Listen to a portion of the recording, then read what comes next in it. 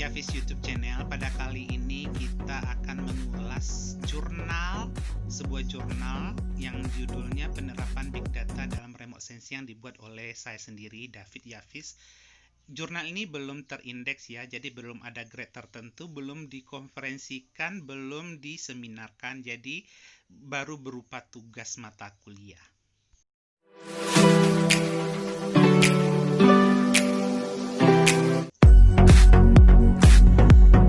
Penerapan Big Data dalam Remote Sensing.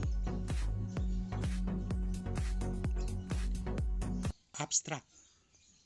Penginderaan jauh adalah ilmu dan teknologi yang berkaitan dengan pencarian informasi tentang suatu objek tanpa bersentuhan langsung dengan objek tersebut. Data penginderaan jauh termasuk dalam kategori data tidak terstruktur yang dicirikan dengan volume data yang besar dan dapat diperbaharui secara berkala. Diperlukan suatu teknik khusus dalam penyimpanan data berkapasitas besar tersebut yang tentu saja harus didukung dengan mesin pengolah data yang berkemampuan tinggi. Big data adalah istilah untuk kumpulan data besar yang memiliki struktur besar, lebih bervariasi dan kompleks. Teknologi big data semakin diminati karena kemampuannya dalam memproses data dalam jumlah besar dan juga dapat digunakan di berbagai bidang. Walaupun banyak tantangan dalam penerapan big data dalam penginderaan jauh, manfaat yang didapatkannya lebih dari itu. Ilmu penginderaan jauh telah menjadi suatu alat pemecahan masalah secara efisien yang dapat meningkatkan efektivitas produksi dan kerja manusia. Pada jurnal ini, metode yang digunakan adalah literatur review. Lebih dari 30 jurnal diringkas, dianalisa untuk mendapatkan berbagai bentuk penelitian yang dilakukan dalam lingkup ilmu penginderaan jauh. Dari hasil ringkasan ini akan dapat diketahui secara garis besar ada berbagai manfaat dari teknologi ini, serta apa tantangan dan peluang penerapan big data dalam penginderaan jauh. Dari jurnal yang ditinjau terlihat metode digunakan lebih banyak bersifat kualitatif dengan studi kasus yang berbeda-beda, tentu saja dengan bidang yang berbeda juga ya.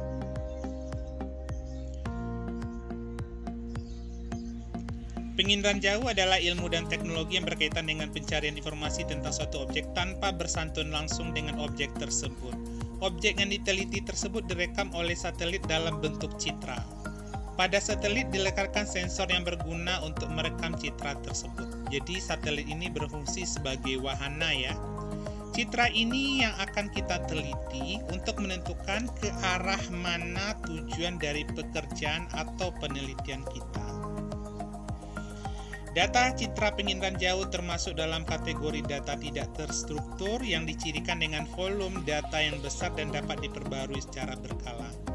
Diperlukan suatu teknik khusus dalam penyimpanan data berkapasitas besar tersebut yang didukung mesin pengolah data berkemampuan tinggi.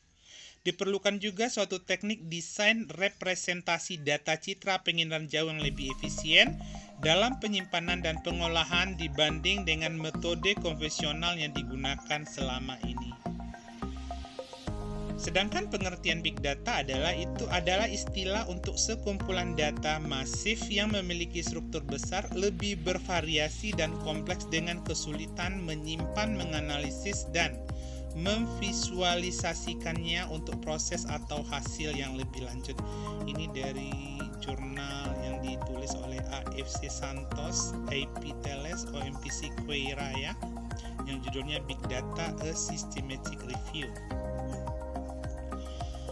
Dalam penginderaan jauh, teknologi big data ini termasuk teknologi yang baru, akan tetapi dengan meningkatnya pertumbuhan jumlah data secara eksponensial dalam hal keanekaragaman dan kompleksitas pada penginderaan jauh, maka big data pada penginderaan jauh bisa kita sebut juga dengan big data RS.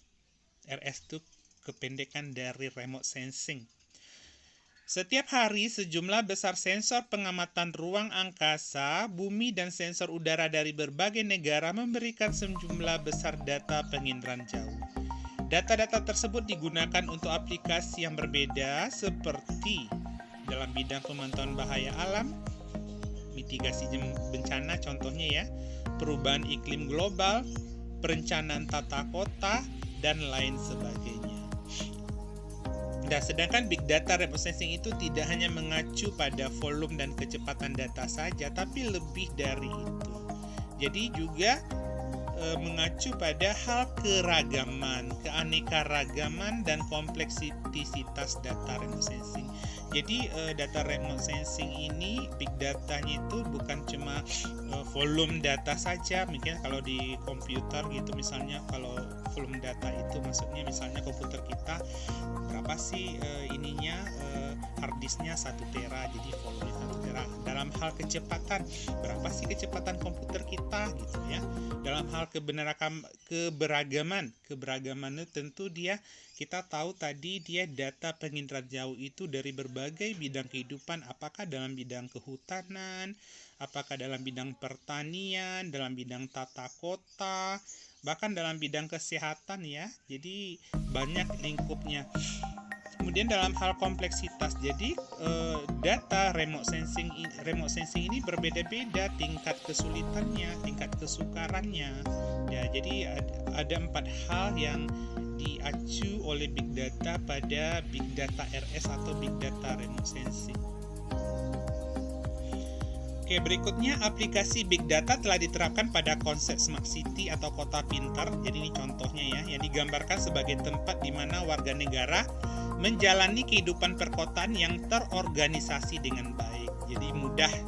Dengan smart city itu segala sesuatunya nampak lebih mudah karena bantuan teknologi informasi TIK yang memungkinkan solusi teknologi yang efektif. Contohnya dalam hal pengelolaan air.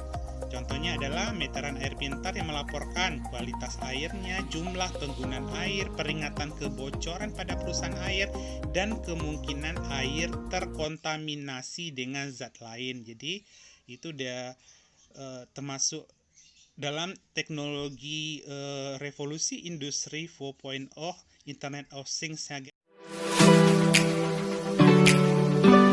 Dan kemudian analisis big data itu adalah istilah teknis baru untuk pengumpulan dari sensor IoT yang digunakan dari sejumlah big data yang relevan untuk melacak keadaan fisik penggunaan dan kualitas perangkatnya. Jadi menganalisa big data itu melacak keadaan fisiknya, penggunaannya, dan kualitasnya bagaimana. Perangkat Luna IoT juga dapat diperluas ke seluruh sistem pasokan air dan ke penggunaan produk perangkat untuk melaksanakan prinsip analisa big data ini. Hasil percobaan menunjukkan bahwa implementasi ini secara proaktif mengontrol penggunaan air oleh perusahaan dan pelanggan. Ini adalah jurnal Big Data Analysis and IoT in Operation Safety Management in Underwater Management. Tahun 2020 ya jurnalnya. Studi kasus lain itu adalah sebagai contoh adalah studi kasus mendeteksi tumpahan minyak di Teluk Meksiko yang terjadi pada tahun 2010. Yang pertama-tama dilakukan adalah mengidentifikasi data yang didapat dari pengiriman jauh secara tepat, kemudian pelabelan dengan metodologi mengintegrasikan data media sosial dengan bantuan crowdsourcing. Crowdsourcing itu ya data media sosial yang paling banyak yang mana, apakah dapatnya bisa jadi dari Twitter atau kalau di Cina Weibo mungkin ya. Jadi pokoknya data dari Instagram dan sebagainya itu media crowdsourcing. Jadi yang banyak media sosial yang paling banyak digunakan oleh para penggunanya. Data media sosial dan data lain ini diperoleh dalam bentuk analisa big data. Perlu dicatat bahwa proses pelabelan memakan waktu untuk memasukkan gagasan crowdsourcing dan data eksternal tidak dapat mencakup semua piksel dalam gambar penginderaan jauh. Oleh karena itu penting untuk secara cerdas memilih jumlah informasi yang akan berkurang ya. Jadi dipilah-pilah. Nah ini adalah gambar dari tumpahan minyak di Teluk Meksiko tadi. Gambar sebelah kiri itu adalah data disediakan oleh lembaga pemerintah. Sedangkan di sebelah kanan yang didapat dari media sosial. Agak kabur ya. Nah karena dapatnya dari jurnal. Nah inilah dia hasil dari data citranya ya. Jadi yang udah di sini dia tanggalnya situ dari tanggal 25 April 2010 sampai 27 Mei 2010 dengan Modis dan Meris. Heavy oil dan lake oil ini beda. Kalau heavy oil itu adalah air atau laut yang udah dicemari dengan zat lain, dalam hal ini tadi ada minyak, jadi banyak minyak di situ. Kalau leak dia tumpahannya mungkin yang zat lain yang di air itu mungkin tidak sebanyak yang di heavy oil ya. Oke. Jadi big data remote sensing terus diperoleh untuk pemrosesan dan penemuan pengetahuan secara umum. Pemrosesan data remote sensing adalah beberapa pemrosesan on the flow. Seluruh aliran pemrosesan umumnya dapat dibagi menjadi beberapa tahap. Tahap pre-processing, koreksi radiometrik, koreksi geometrik, peningkatan gambar untuk menghilangkan noise dan mengoreksi ketidakkonsistenan. Pemrosesan nilai tambah bertanggung jawab untuk memproses data yang digeoreferensi, termasuk koreksi halus, ortorektifikasi, fusi, mozaik, dan lain sebagainya. Walaupun banyak tantangan dalam penerapan big data dalam penginderaan jauh, manfaatnya didapat lebih dari itu. Ilmu penginderaan jauh telah menjadi suatu alat pemecahan masalah secara efisien yang dapat meningkatkan efektivitas produksi dan kerja manusia yang menyediakan kapasitas untuk mencapai target yang sulit atau tidak mungkin dicapai dengan cara tradisional selama ini. Jadi kalau dengan cara tradisional, waktu yang digunakan itu lama, kemudian menggunakan tenaga manusia yang banyak, jadi otomatis biaya akan membengkak. Jadi dengan teknologi remote sensing ini, apalagi dengan bantuan penerapan big data ini, otomatis kerja menjadi lebih efisien dan biaya yang dikeluarkan juga lebih murah. Oke, demikianlah jurnal penerapan big data dalam remote sensing yang kita bahas di konten David Yavis YouTube channel kali ini. Semoga bermanfaat bagi para penggiat dan pada siswa dan mahasiswa yang bergerak di bidang geografi, geomatika, geodesi, geologi, dan lain sebagainya. Wassalamualaikum warahmatullahi wabarakatuh.